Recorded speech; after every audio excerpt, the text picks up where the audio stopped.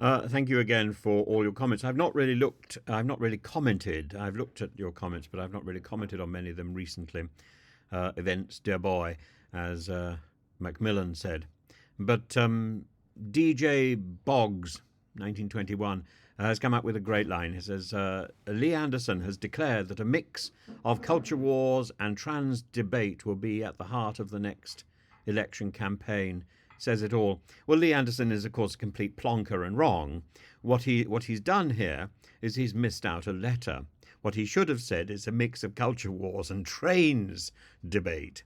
I think the rail network will feature heavily in the election campaign, and it won't just be about whether HS2 gets up to Manchester. It'll also be whether the trains, in fact, work at all.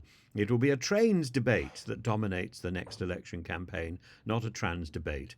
But I'm not surprised Lee Anderson said that, because basically he's an obnoxious and prejudiced twit.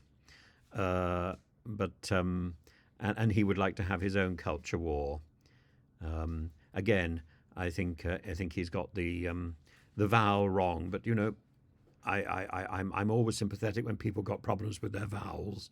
And Lee Anderson has mistaken the word for woke for wake, which is something that he should be doing. He should wake up and he should recognise reality. And I'm afraid he doesn't. He wants to sit in a pub like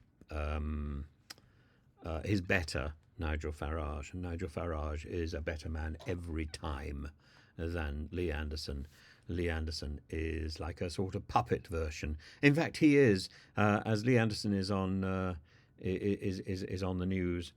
Lee Anderson is very much a sort of Nadine Dorries copy, whereas Nadine Dorries is the genuine Mr. On. Lee Anderson, the genuine.